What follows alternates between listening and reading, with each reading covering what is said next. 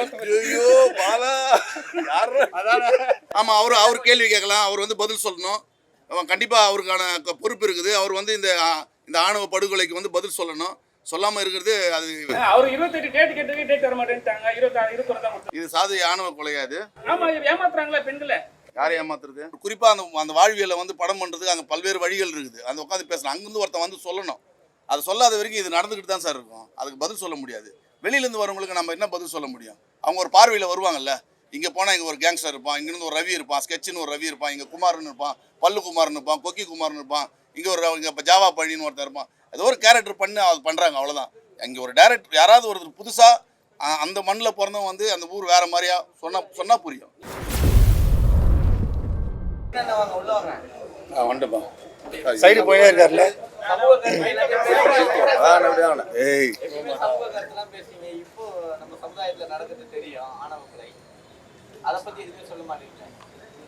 என்ன சொல்லணும்?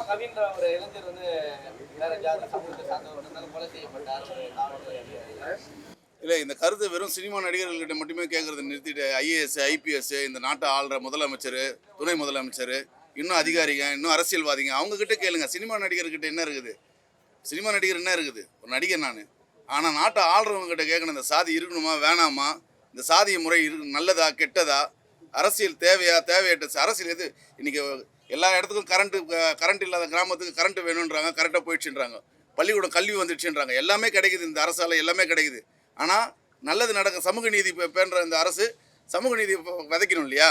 அதுக்கு அந்த அரசு தான் முயற்சி பண்ணணும். சினிமா நடிகரான என்னால் என்ன முயற்சி பண்ண முடியும்? சினிமா நடிகர் தான் முதலமைச்சர் ஆனாரு. புரட்சியாளர் எம்ஜிஆர், ஜெயலலிதா. இல்லை, அவர் சினிமா நடிகர் ஆகிறதுக்கு முன்னாடியே அவர் அரசியல் இருந்தார் இல்லையா? நீங்க ஊடகத்துல பேசுறீங்கல்ல, ஜாதி இதெல்லாம் ஒழியணும்னு சொல்றீங்கல்ல, அது என்னுடைய தனிப்பட்ட கருத்து. ஆனா இந்த நீங்க காதல சேர்க்கணும் தான் வரீங்க உள்ள.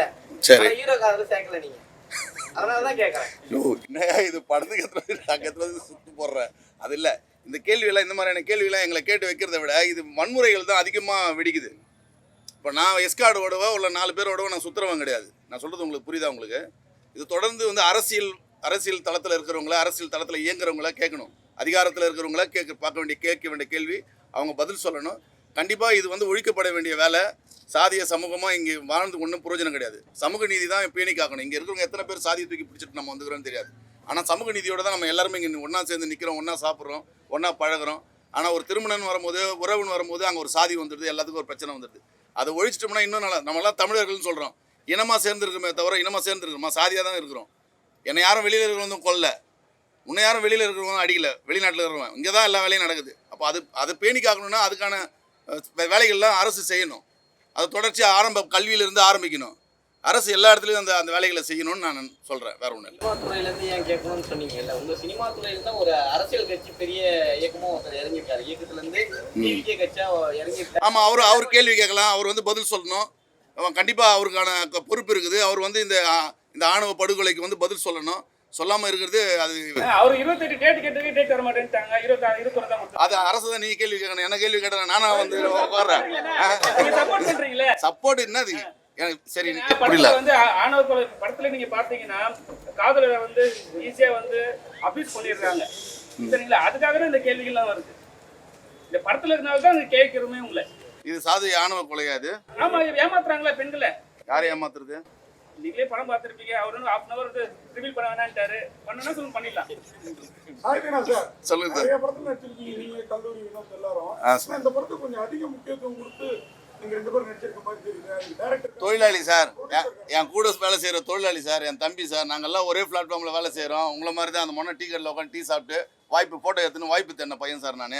30 வருஷம் இது சினிமாவில் வந்து இன்னும் இது. அப்போ அந்த வேலை என் கூட இருக்கிற இன்னொருத்தர் ஒரு இடத்துக்கு போகிறாருல, அதுக்கு நான் சப்போர்ட் பண்ணணும்ல. அது என் கடமை இல்லையா சார்?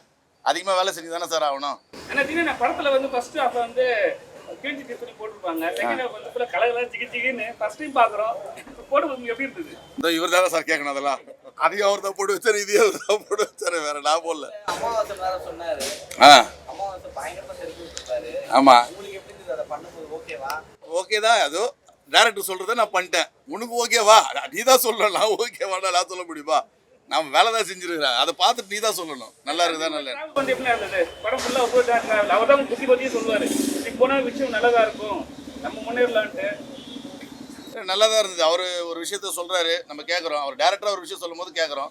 தப்பு ரைட் இருக்கும்போது அவர்கிட்ட எடுத்து சொல்கிறேன். படத்தில் கூட நிறைய தவறுகள் இருந்தால் நான் நேராக போய் சொல்லுவேன். இது தப்பாக இருக்குது ரவியை கொஞ்சம் மாற்றிக்கலாம் அப்படின்னு சொல்லுவேன். தப்பாக இல்லைன்னா அதையும் நான் இது பண்ணிக்கிறேன். இயக்குனருக்கும் தீனா அண்ணனுக்கும் 2 பேருக்கும் சேர்த்த கேள்வி. ஐயோ, சென்னையில் சென்னை பூர்வகுடி மக்களை நீங்க வெறும் வன்முறையாளர்கள்ங்கிற மாதிரியே சித்தரிச்சு நிறைய படங்கள்ல காட்டிட்டு இருக்கீங்க. அது எப்படி நீங்க அக்செப்ட் பண்றீங்க? என்ன பண்ணுது, வயிறுன்னு ஒன்று இருக்குதா? ஒரிஜான் வயிறு இல்லாட்டா உலக எளியது கலாட்டா.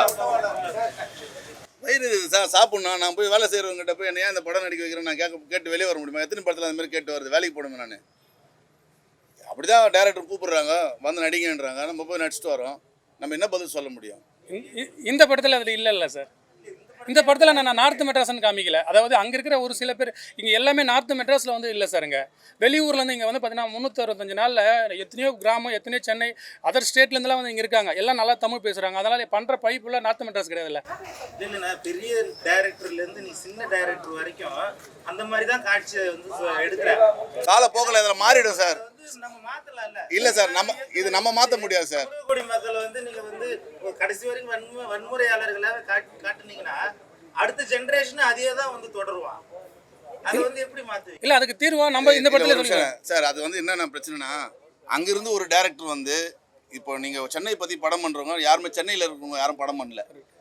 சென்னையிலேருந்து ஒரு டேரக்டர் ஒரு படம் பண்ணானா அந்த மண்ணினுடைய வேல்யூன்னா அந்த அவனுடைய வலிமை என்ன, வலி என்னன்னு சொல்லுவான். புதுசாக எல்லாம் அது வெற்றிமாறனாக இருக்கட்டும், யாராக இருக்கட்டும், எந்த டேரக்டராக இருக்கட்டும், யாராக இருந்தாலும் நார்த் மெட்ராஸுக்கு அங்கே இருக்கிறது தெரிஞ்சுன்னு ஒரு முகத்தை தெரிஞ்சுன்னு தான் அவங்க படம் பண்ணுறாங்க. ஒரு குறிப்பாக அந்த வாழ்வியலை படம் பண்ணுறதுக்கு அங்கே பல்வேறு வழிகள் இருக்குது. அந்த உட்காந்து பேசலாம். அங்கேருந்து ஒருத்தன் சொல்லணும். அது சொல்லாத வரைக்கும் இது நடந்துக்கிட்டு தான் சார் இருக்கும். அதுக்கு பதில் சொல்ல முடியாது. வெளியிலேருந்து வரவங்களுக்கு நம்ம என்ன பதில் சொல்ல முடியும்? அவங்க ஒரு பார்வையில் வருவாங்கல்ல. இங்கே போனால் இங்கே ஒரு கேங்ஸ்டர் இருப்பான், இங்கேருந்து ஒரு ரவி இருப்பான், ஸ்கெட்சுன்னு ஒரு ரவி இருப்பான், இங்கே குமார்னு இருப்பான், பல்லு குமார்னு இருப்பான், கொக்கி குமார்னு இருப்பான், இங்கே இப்போ ஜாவா பழின்னு ஒருத்தர் இருப்பான். ஏதோ ஒரு கேரக்டர் பண்ணி அது பண்ணுறாங்க, அவ்வளோதான். இங்கே ஒரு டேரக்டர் யாராவது ஒருத்தர் புதுசாக அந்த மண்ணில் பிறந்தவன் அந்த ஊர் வேறு மாதிரியா சொன்னால் புரியும். அது வரைக்கும் புரியாது. நாங்கள் எழுத தயாராக தான் இருக்கிறோம். அதெல்லாம் விட்டுருவாங்களா? அதெல்லாம் ரொம்ப நாளாக அதெல்லாம் முடியாது. அந்த படத்துல தலை அஜித் அந்த காப்பு மாதிரி தலை பின்னாடி தலை ரசிகரா? இல்லை சார், நம்ம பாருங்கள், நீங்கள் அந்த படத்தில் அவன் ஏரியாவில் இருக்கிற ஒரு மெக்கானிக், நம்ம ஜிம்மில் வேலை பார்க்குறேன். அது கொஞ்சம் நல்லா இருக்குன்றதுக்காக இந்த அப்படி பண்ணுது. அந்த டூல்ஸ் இருக்குல்ல, டூல்ஸை போட்டால் நல்லா இருக்குன்னு போடணும், அவ்வளோதான். நேற்று வேற அறிக்கை விட்டுருக்காரு அஜித், 4 காலம் நான் பயணித்தேன், போயிட்டேன் அப்படின்னு சொல்லி போயிருக்காரு. கரெக்டாக அந்த டைம்ல படத்தை வேற இது பண்ணுறீங்க. என்ன கேட்குறாருன்னா, காப்பு துப்பாக்கி கொடுத்த மாதிரி காப்பு கொடுத்தாரு வராரு. அவர் எவ்வளோ ஐயோ பாலா யாரும் அதான் சிரிச்சிருவாங்க.